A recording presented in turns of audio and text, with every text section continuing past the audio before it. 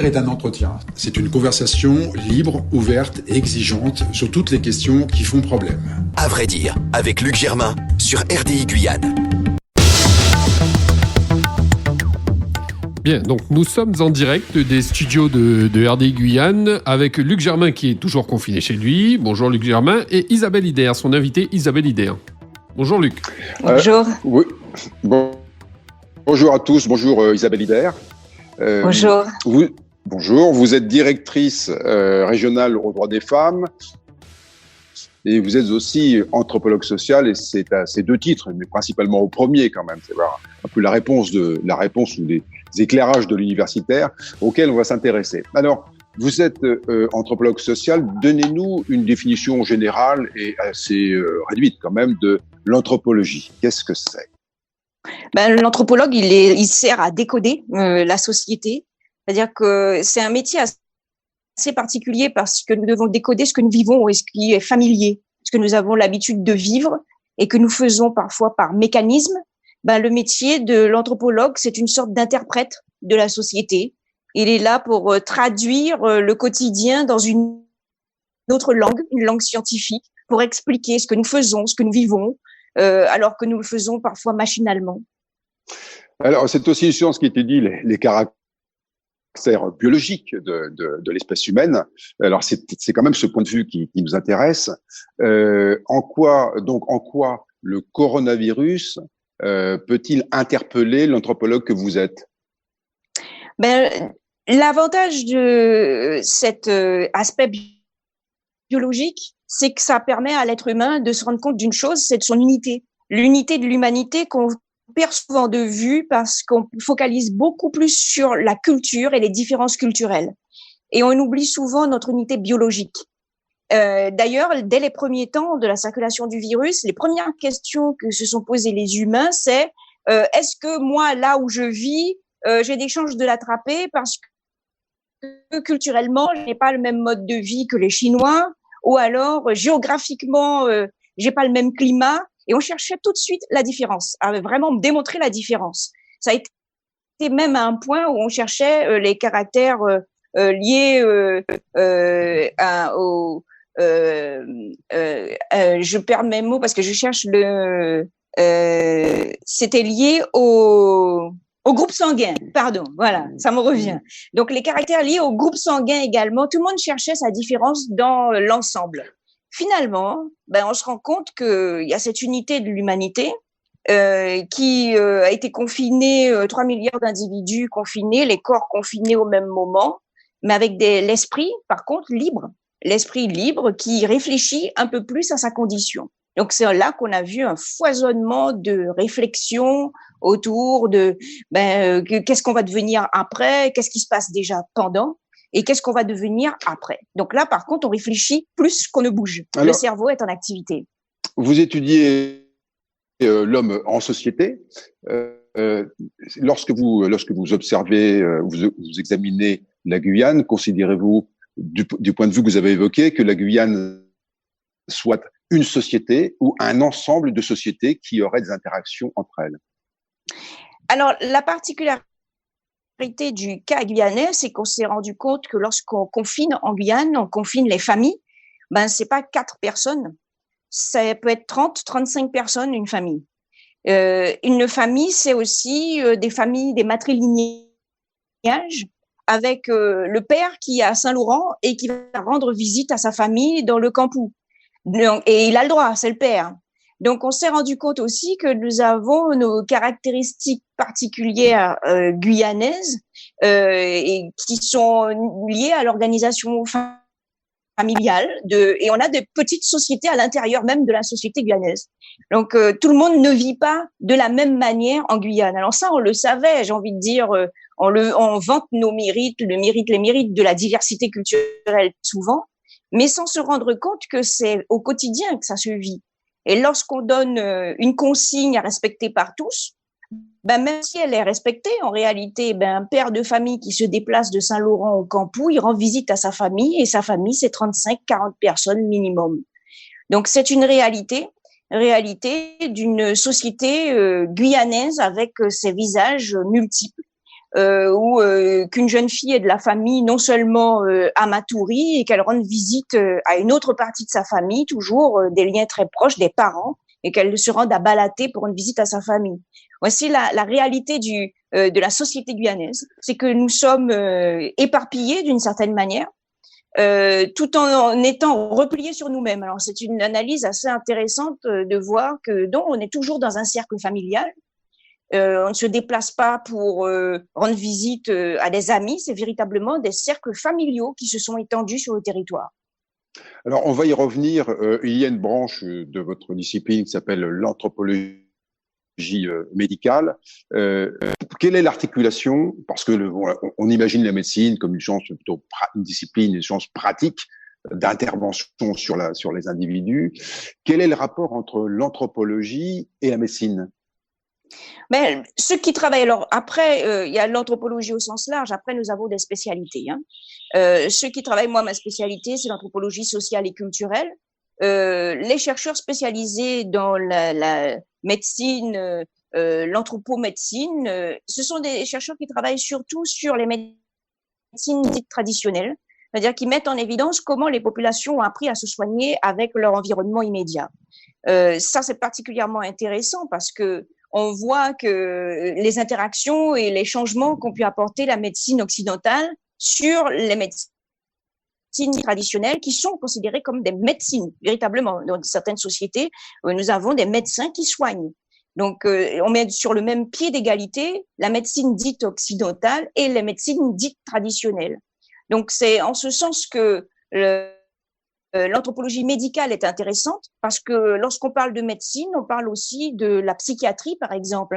Comment les maladies mentales sont accompagnées, soignées, analysées à travers le monde entier, à travers le monde. Et ça permet de se décentrer par rapport aux savoirs occidentaux. Alors, vous avez un confrère québécois qui s'appelle Raymond Massé de l'Université de Laval et qui, lui, dit que les personnes, la santé est liée au système, ce que vous évoquiez, au système de savoir. Là aussi, comment le système de savoir que nous avons, on va dire, dans l'Est et celui de l'Ouest, comment est-ce qu'ils peuvent intervenir ou agir dans le cas, par exemple, du coronavirus? Quels sont les modes de réaction et qu'est-ce que dit le système de savoir sur la maladie? Ben, ce qui est intéressant, c'est aujourd'hui l'avancée de ces recherches menées en anthropologie, ça permet de prendre en compte le fait qu'on ne peut pas imposer un modèle du jour au lendemain aux sociétés en général. Ce n'est pas possible. C'est-à-dire que surtout ce qui concerne la médecine, parce que tout simplement, il y a déjà des savoirs qui circulent depuis de nombreuses années et qui passent par des experts dans les différentes sociétés. Alors, lorsque on rentre en contact culturel, parce que là, c'est véritablement un contact culturel avant d'être un contact médical, lorsqu'on rentre en contact culturel, ce qui est demandé maintenant, les nouvelles préconisations, c'est de passer par les intermédiaires, les homologues, c'est-à-dire les soignants dans les différentes sociétés. Bon, je prends des cas concrets. Par exemple, on a eu des cas de médecins dans l'ouest de la Guyane qui acceptaient le fait que certaines femmes aient l'envie de prendre un bain spécifique juste avant leur accouchement. Le médecin occidental dit, mais s'il n'y a pas de contre-indication médicale de mon côté, je ne vois pas pourquoi je lui interdirais de prendre ce bain si elle considère qu'elle va bénéficier d'une meilleure protection. Donc, il y a un dialogue aujourd'hui qui se fait entre les différentes cultures, les différents savoirs. Et puis, on a découvert aussi que la science ne va pas à sens unique, elle ne va pas du nord au sud, c'est que le sud apprend aussi beaucoup au nord. Donc, il y a beaucoup plus d'équilibre entre les savoirs. Et beaucoup de chercheurs, d'ailleurs, se réunissent assez régulièrement pour partager ces savoirs et montrer qu'au sud aussi, on peut apporter notre contribution. Les chercheurs du Sud possèdent des savoirs qui peuvent intéresser. Alors, qu'est-ce que l'anthropologue que vous êtes peut dire aujourd'hui du coronavirus en Guyane? Quels sont les symptômes que vous observez? Mais la particularité, enfin, comment dire, c'est même pas une particularité parce que en connaissant la société guyanaise, on se rend compte que malheureusement, on se retrouve encore dans la même situation, c'est qu'on a l'impression d'être éloigné. On a toujours cette impression d'être éloigné, d'être loin. Parce que la Guyane regarde beaucoup dans l'Hexagone ce qui se passe, sans penser qu'on est proche aussi d'autres pays, et notamment du Brésil. Donc, il y avait un peu, on pourrait dire, une certaine légèreté, même une désinvolture vis-à-vis du virus, en se sentant peu concerné par ce qui se passait, puisque nous sommes éloignés. Puis on se rend compte que la vague, elle vient aussi du Brésil et que c'est notre voisin. Donc, il y a toujours ce temps de réaction. Ça, c'est vraiment propre à la Guyane. C'est-à-dire que souvent, ça nous arrive. Voilà, on a beaucoup d'exemples où on se dit, encore une fois, on s'est mis en dehors du monde. Alors que là, non, au contraire, on est véritablement partie prenante. Et le plus important maintenant pour la population guyanaise, et là, on dépasse les frontières culturelles, c'est de se rendre compte qu'on a vraiment véritablement une implantation sur un continent qui est touché, et qu'il faut vraiment aussi regarder autour de nous et pas que dans une seule direction. C'est autour de nous, et notamment ce qui se passe aux frontières. Là, je pense que cette prise de conscience émerge, on va dire 1 mois et demi après, mais véritablement cette prise de conscience que nous appartenons, nous sommes sur cette planète et nous appartenons à cet ensemble. Alors que bien souvent on se déconnecte réellement parce qu'on a l'impression d'être toujours très loin, éloigné. Même par exemple le fait de dire les sites isolés, ils nous ont démontré qu'ils n'étaient pas si isolés que ça. Puisqu'aujourd'hui, on peut être contaminé sur un site dit isolé. Non, ils sont pas isolés, ils sont éloignés d'un littoral, mais proches d'autres pôles. Et là, la géographie nous l'a rappelé en disant, oui, c'est éloigné du littoral, mais proche d'autres zones géographiques de Guyane. Alors, donc, ça permet aussi de déconstruire ces idées cloisonnées d'une certaine manière. Je voudrais revenir sur ce que vous avez indiqué, notamment du rapport entre la médecine traditionnelle et la médecine, on va dire la médecine publique occidentale. Une des branches, une des spécificités de l'anthropologie, c'est de s'intéresser aux rituels. Notamment. Vous avez évoqué également le recours aux médecines traditionnelles. Est-ce que ceci fait partie d'un corpus public reconnu et qui en fait définit aussi le système de santé en Guyane, ou est-ce qu'on reste dans les marges et uniquement au stade de l'étude? Ah oui, pour l'instant, on est quand même toujours au stade de l'étude parce que c'est récent cette prise de conscience. Il a fallu quand même plusieurs années, plusieurs démonstrations que des chercheurs occidentaux s'y intéressent aussi, en montrant tout l'intérêt des savoirs dits traditionnels. Chaque fois, je mets vraiment des guillemets parce que on se rend bien compte que non, ce sont des médecines aussi. Pour l'instant, non, on est au début de la collaboration. Alors au début, c'est-à-dire qu'il y a une trentaine d'années, ce qui est plutôt jeune pour la recherche. Donc, on est au début de cette collaboration, de cette prise de conscience, alors que pendant très longtemps, il y a eu une hiérarchisation des savoirs. Donc, aujourd'hui, en Guyane, on voit que depuis une dizaine d'années, beaucoup de chercheurs s'y intéressent. Donc, là aussi, c'est assez récent, c'est plutôt jeune. Mais il y a vraiment une volonté maintenant, il y a une ouverture d'une certaine manière. Il y a une volonté maintenant de prendre en compte ces savoirs et prendre conscience aussi que j'apprends de l'autre, que ce savoir n'est pas un sens unique, que j'apprends de l'autre. Ça, c'est facile à dire. C'est-à-dire vraiment, on a l'impression de dire oui, c'est évident, bien entendu. Non, après sur le terrain, c'est pas si simple. On le voit par exemple dans l'éducation. Rien que le fait de prendre en compte les langues maternelles dans l'éducation des enfants, c'est difficile. Pourtant, on sait que c'est un bénéfice dans la scolarité et on le sait depuis 20 ans. Pourtant, on a toujours autant de difficultés à prendre en compte ces spécificités au sein de l'éducation. Donc, c'est pour dire que ce sont des processus scientifiquement, même s'il y a une prise de conscience, après, l'application dans la société, c'est encore un autre chemin à parcourir. Alors, votre confrère du Canada s'intéresse aussi à ce qu'il appelle les variations biologiques. Alors, on voit bien ce que ça signifie. Et en Guyane, on est bien dans une société très diversifiée où ces variations biologiques peuvent être étudiées. Est-ce que c'est un centre d'intérêt pour l'université de Guyane, pour les anthropologues qui se trouvent en Guyane, cette variation biologique, un Chinois a une identité biologique particulière, un Bouchenegé aussi, etc. Est-ce que vous avez tiré quelque chose, ou est-ce que là aussi c'est un champ qui s'ouvre à vous, mais que vous n'avez pas étudié? Non, à l'université de Guyane, sur ce plan-là, parce que c'est vraiment un champ de recherche bien spécifique. Sur ce plan-là, aucun chercheur ne s'est spécialisé sur cette question. Par contre, nous, on travaille beaucoup plus au lieu de travailler sur les différences, nous travaillons beaucoup plus sur les convergences. Qu'est-ce qui nous rassemble?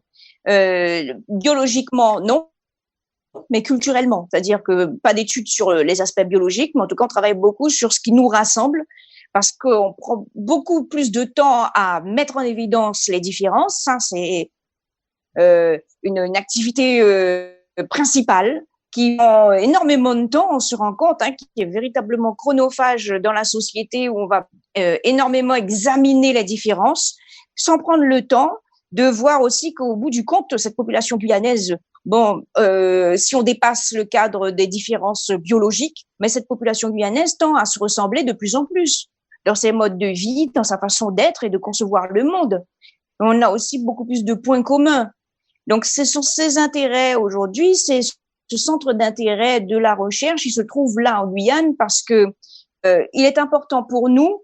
Je prends l'exemple des Suédois, par exemple, qui se sont véritablement distingués en Europe pendant ce confinement en disant, non, nous, on va continuer à vivre comme d'habitude.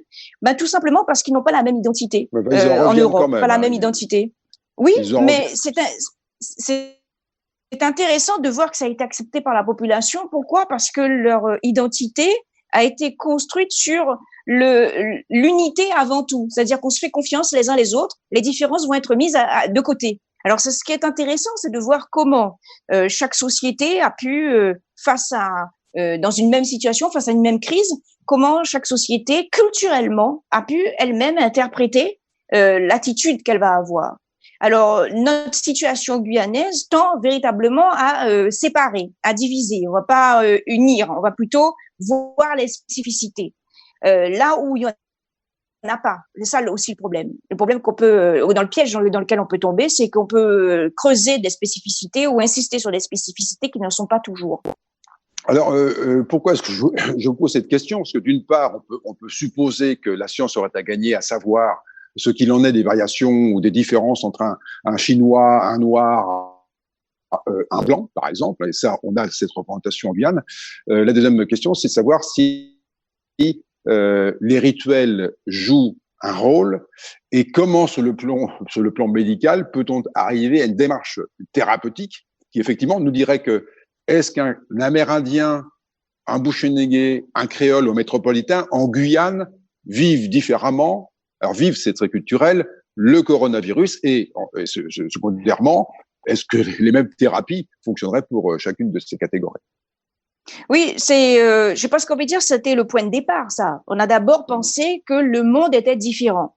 Donc, forcément, le virus, il passera pas par moi parce que je suis pas chinois. Donc, c'est un peu comme ça que l'Amérique du Sud l'a vu, le continent américain l'a vu en disant, non, c'est pas chez nous.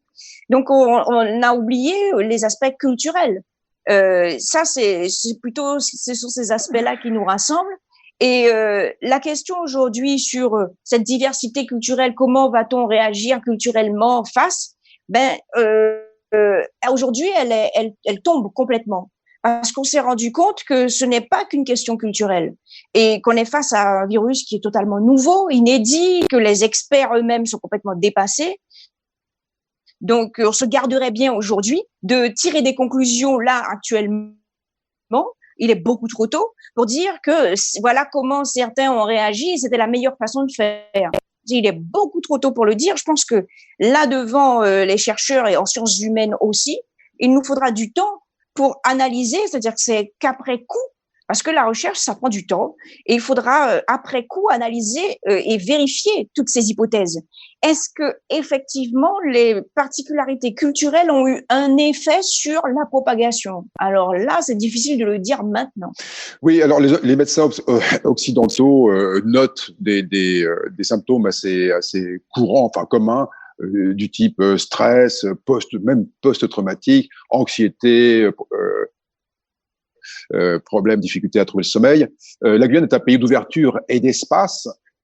Est-ce que ce ne sont pas des données? Alors là, ce serait intéressant de savoir si ces données-là, environnementales, au-delà des données culturelles, c'est les données environnementales font qu'en Guyane, la société peut vivre différemment le coronavirus qu'ailleurs, que dans les pays qui sont très affectés.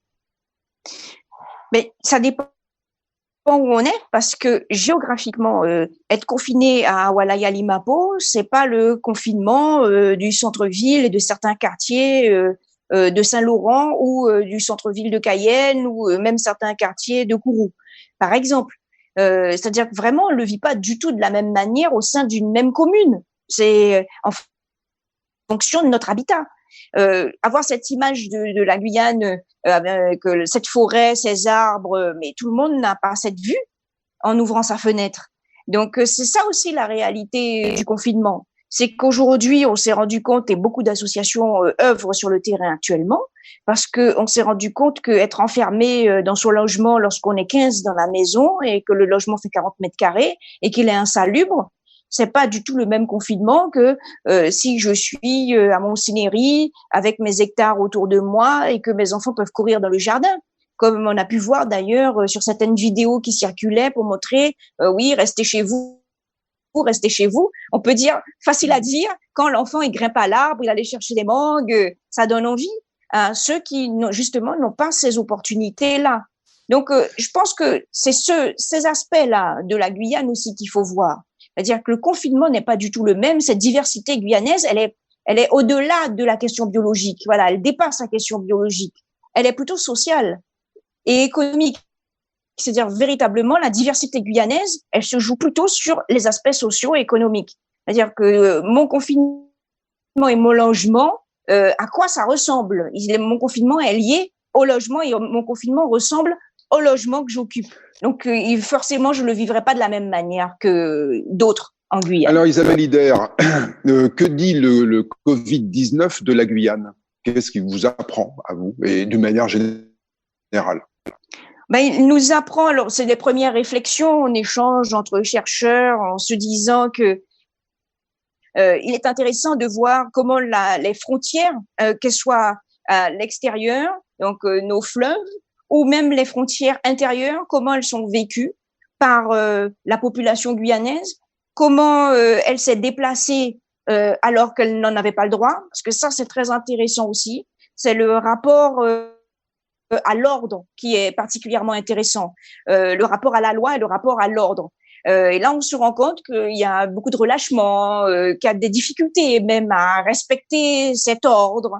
Et ça, c'est particulièrement intéressant parce que on voit bien que la notion même de frontière, de limite, d'interdiction, elle est extrêmement relative dans notre société, à tel point qu'il est très difficile pour la population guyanaise de ne pas traverser le fleuve parce que c'est pas vraiment une frontière, c'est une voie de circulation dans l'imaginaire, dans la représentation qu'on s'en fait. Idem à l'intérieur du pays où on s'est dit, dans les zones urbaines, on voit ces personnes qui continuent de circuler parce que elles se rendent visite. Ça, c'est ce que ça nous apprend. C'est-à-dire que la particularité de la société guyanaise, c'est qu'il n'est pas évident d'imposer. Il n'est pas évident du tout d'imposer. Et lorsqu'on impose, c'est pas parce qu'on l'a dit, qu'on l'a décrété que ça va s'appliquer. Donc c'est ça, c'est la première constatation, c'est qu'on se rend compte que malgré la multiplication des messages dans différentes langues, c'est pas une question de barrière linguistique. Donc, on voit bien que le message a été diffusé dans différentes langues. Donc, c'est pas une question de barrière linguistique. Il y a véritablement, qu'est-ce que ça nous apprend sur notre Guyane? Qu'il y a véritablement une conception de l'ordre qui est complètement spécifique, qui est personnelle, qui nous ressemble. En quoi Parce qu'on a cette impression. Mais tout simplement, comme je l'ai dit précédemment, c'est que on a cette impression d'éloignement avec un centre, d'éloignement, d'être loin. La Guyane, c'est loin. Mais loin de quoi? C'est-à-dire qu'on est proche d'autres pôles. Et c'est ça qui est important. C'est de rappeler que non, on n'est pas isolé, on n'est pas loin, on n'est pas sur une autre planète. On est véritablement dans un pays entouré de voisins. Et on n'a pas cette conception-là encore. Donc, c'était très intéressant d'analyser les premières attitudes. Véritablement, les premières attitudes, c'est non, mais nous, on n'est pas concernés. Enfin, forcément, c'est pas pour nous. Et petit à petit, on voit cette prise de conscience parce qu'on a tellement l'habitude de pas être concerné dans les esprits, dans l'imaginaire aussi, que la vie a suivi son cours d'une certaine manière. Alors, peut-on, vous êtes enseignant-chercheur, peut-on imaginer que l'expérience du coronavirus en Guyane puisse faire l'objet d'un programme de recherche, sauf à savoir qu'il existe déjà? Est-ce qu'on peut imaginer cela, dire l'investissement de l'université dans un programme de recherche fondé sur les répercussions du coronavirus, c'est-à-dire une pandémie à l'échelle de ce pays? Est-ce que c'est, après, au terme de ce que nous avons dit pendant cet entretien, est-ce que ça vous paraît être une nécessité ou est-ce au fond un champ que vous aurez le temps d'étudier ultérieurement? Non, c'est en cours. Non, c'est en cours. On a été très réactifs. Donc, la réflexion est en cours. On rédige un projet de recherche en ce moment même pour justement apporter notre contribution sur ce que nous analysons. C'est-à-dire que c'est vraiment très inspirant ce qui se passe pour un chercheur. Analyser les comportements humains, voir comment dans une telle situation inédite nous avons réagi et comment nous avons réagi par rapport à d'autres, nos voisins déjà, et par rapport à d'autres pays. Et est-ce que nous avons des similitudes avec un autre pays qui se situe à des millions de kilomètres, des milliers de kilomètres? Est-ce que nous avons des similitudes? C'est tout ça aussi qu'il faut analyser. C'est pas seulement notre différence, c'est voir aussi si on ressemble à une autre société ou bien même à une autre région de France qui s'est comportée de la même manière que nous, par exemple. C'est-à-dire que c'est plein de pistes et d'hypothèses aujourd'hui que nous allons lancer. Alors c'est un peu tôt parce que là, analyser à chaud, on n'a pas suffisamment d'éléments et il n'y a rien de mieux que le temps pour nourrir une recherche. Donc en tout cas, l'équipe est en constitution en ce moment même. Nous sommes mobilisés dans le laboratoire de recherche migration, interculturalité et éducation en Amazonie, une équipe de recherche à laquelle je suis rattachée à l'Université de Guyane. Et nous nous sommes déjà concertés pour proposer un angle, une problématique en sciences humaines et sociales, c'est-à-dire comment les sciences humaines et sociales, du point de vue du droit, du point de vue de la géographie, de la sociologie, de l'anthropologie, même de l'histoire, et même la littérature a souhaité s'associer à nous en disant, ben oui, qu'est-ce que les gens ont écrit aussi sur ce confinement? Donc ça intéresse nos collègues chercheurs en littérature, par exemple. Donc nous sommes réunis et nous échangeons actuellement. Bien, alors à ce propos, faites-vous partie du ou des comités scientifiques qui sont censés donner des avis ou des orientations au système de santé publique? Alors l'ARS en a un, Rodolphe Alexandre, président de la CTG, l'évoquait aussi. Et faites-vous partie de ces instances ou pas?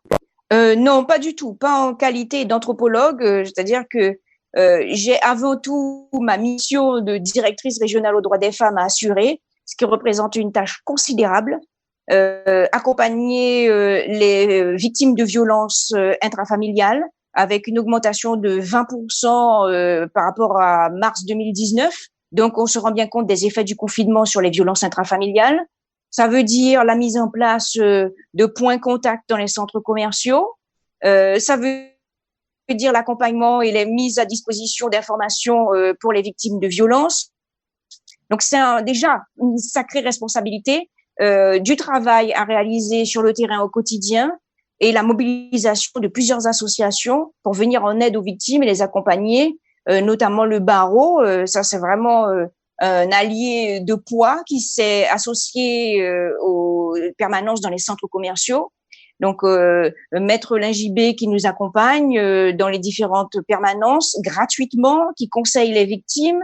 Donc, il y a déjà pas mal à faire. C'est-à-dire, sur la question que j'ai en charge à la préfecture de Guyane, il y a énormément de travail. Donc, j'œuvre en priorité pour ces situations de crise-là. Alors, à ce propos, sur le sujet que vous venez d'aborder, les réponses qui ont été mises en place répondent-elles, selon vous, à l'urgence et à l'ampleur de la situation de la violence en Guyane? On va dire qu'on a bien démarré. On a bien démarré parce que l'idée de multiplier les points d'information était vraiment là, on a appliqué la directive du secrétariat d'État aux droits des femmes et ça a bien fonctionné en Guyane et à l'île de la Réunion. Donc il faut savoir que c'est les deux régions dans lesquelles les points de contact en centres commerciaux le mieux fonctionné la première semaine. Donc, on peut s'en réjouir parce que le dispositif fonctionne, mais en même temps être attristé parce qu'on se dit qu'il y a des victimes. Mais au moins, elles ont eu des points d'information et ont été accompagnées par des juristes. Donc ça, c'est vraiment un élément important. Par contre, on se rend compte qu'il faut absolument développer le dispositif. Il faut le développer. Donc, on a un point à Saint-Laurent par l'intermédiaire du Centre communal d'action sociale qui a ouvert une permanence. Donc, on continue à développer ces points d'information et si possible, un point par commune, ce serait l'idéal, avec l'accompagnement de la gendarmerie nationale, les contacts qui sont pris avec la police nationale. Donc, la gendarmerie est déjà sur le terrain à rencontrer toutes les pharmacies. Donc, vraiment, là, on a été très réactifs. Un dispositif avec des associations qui sont vraiment opérationnelles, c'est-à-dire qui connaissent le terrain et qui ont pu réagir très, très vite. Et c'était nécessaire. En ces temps de disette budgétaire, pensez-vous raisonnablement que l'on pourra maintenir ce dispositif alors même que on voit que les dettes que va contracter la France en raison du coronavirus, et d'ailleurs l'ensemble des pays occidentaux, sera colossale. Est-ce que l'on peut imaginer que les crédits qui sont nécessaires au fonctionnement de ce dispositif seront maintenus, voire en hausse? Ben, c'est bien possible parce que pour l'instant, en tout cas, les crédits sont suffisants et régulièrement alimentés. Notre budget est régulièrement alimenté par le secrétariat d'État. Et la question qui nous a été posée récemment, c'est est-ce que nous envisagions de maintenir ces dispositifs? Donc, ça permet aussi de faire un état des lieux et de voir quels seront les besoins en fonction des régions. Donc, il y a vraiment une volonté là d'accompagner les associations qui souhaitent poursuivre les permanences dans ces lieux publics. Parce que c'était une nouveauté. Tout le monde pensait qu'en centres commerciaux, ce serait assez difficile. Et finalement, on se rend compte qu'il y a un public qui n'a pas l'habitude finalement d'aller dans les associations et dans les lieux dédiés, qui en profitent. Je passe au centre commercial et j'en profite pour poser une question sur un sujet et finalement qui dérive sur les violences intrafamiliales. Donc, il y a des chances pour que ces dispositifs soient maintenus. En tout cas, il y a une attention toute particulière qui est portée par le secrétariat d'État aux droits des femmes et par le ministère des Outre-mer. Nous sommes sollicités très régulièrement. J'aimerais revenir sur l'université. Quelles ont été les incidences du coronavirus, donc du confinement sur l'université? Y a-t-il eu des répercussions dommageables, notamment en raison de l'incitation au travail à distance, ou ces implications ont-elles été relativement marginales, limitées? Alors, je vais parler de ce qui me concerne, parce que étant maintenant directrice régionale aux droits des femmes, j'ai quelques heures de cours que j'ai tenu à conserver pour garder le contact avec les étudiants. J'avoue que ma situation à ce niveau-là s'est plutôt bien passée puisque j'ai des petits groupes d'étudiants, fort heureusement qui avaient une connexion Internet parce que c'est le premier problème de notre département et qui étaient équipés parce que ça, c'est deuxième problème, c'est ont-ils un équipement pour pouvoir accéder aux cours? Donc, l'avantage que j'ai eu en tant que enseignante à l'université, c'est d'avoir toujours le contact avec mes étudiants et notamment ceux qui sont en thèse. Parce que j'ai 3 étudiants qui se sont inscrits en thèse et qui auraient pu paniquer s'ils n'avaient plus de nouvelles du tout de la directrice de thèse. Donc, l'avantage, c'est qu'ils ont on a pu garder ce contact, continuer à corriger les devoirs, continuer à corriger les écrits. Et ça, de mon côté, mais je suis un peu privilégiée, c'est-à-dire que j'ai mon petit groupe d'étudiants, en plus qui sont au minimum en master 2 et thèse. Donc, j'ai pas des gros effectifs d'étudiants à gérer, donc c'est plutôt satisfaisant pour moi. J'ai pu en tout cas accompagner les petits groupes que j'avais sous ma responsabilité. Avez-vous eu connaissance que des étudiants ou des enseignants de l'université aient contracté le coronavirus? Pas à ma connaissance, non, on n'a pas eu. On pourrait dire on touche du bois, hein, parce que on parle de nos étudiants et de nos collègues, hein, donc non, c'est pas à ma connaissance et j'espère que ça va rester ainsi. Parce que on ne sait pas à quoi s'attendre, c'est-à-dire vraiment lorsqu'on a contracté cette maladie, on se rend bien compte que après les conséquences sont difficiles à prévoir, à prédire. Donc heureusement pas à ma connaissance, et j'espère que ça continuera dans cette voie. Et enfin, vous avez certainement pris connaissance des résultats ou des chiffres qui accompagnent la progression du coronavirus dans le nord-est du Brésil. On est maintenant à près de 6 000, voire probablement beaucoup plus de personnes atteintes et qui sont aujourd'hui dans une situation difficile. Est-ce que vous ne craignez pas qu'il y ait là un danger et que la Guyane soit exposée, même en position avancée, vis-à-vis de ce problème potentiel? Et pensez-vous, là encore, que dans les différents dispositifs dans lesquels vous évoluez, il ne serait pas temps de mettre en place des dispositifs d'alerte et même de protection?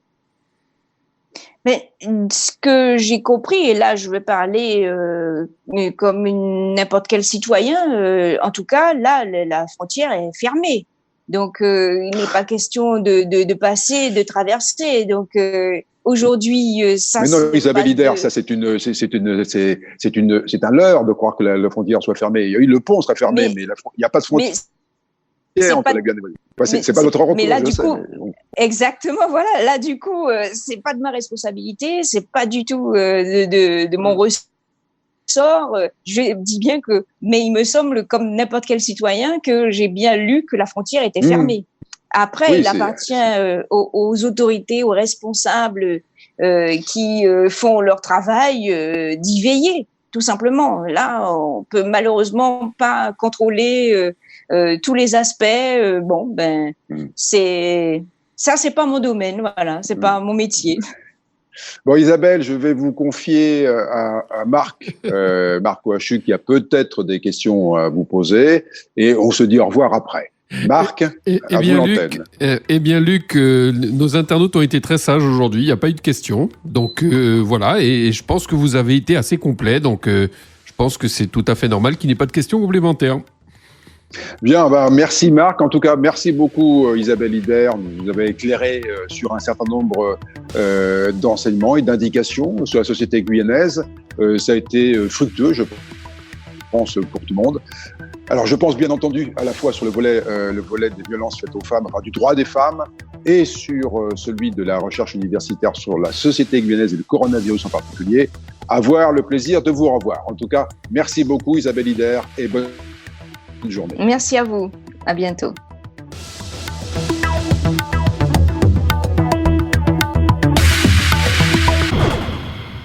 RDI en Guyane, c'est de la musique, des infos et du sport. RDI sur 105.1 à Cayenne et 88.4 à Kourou.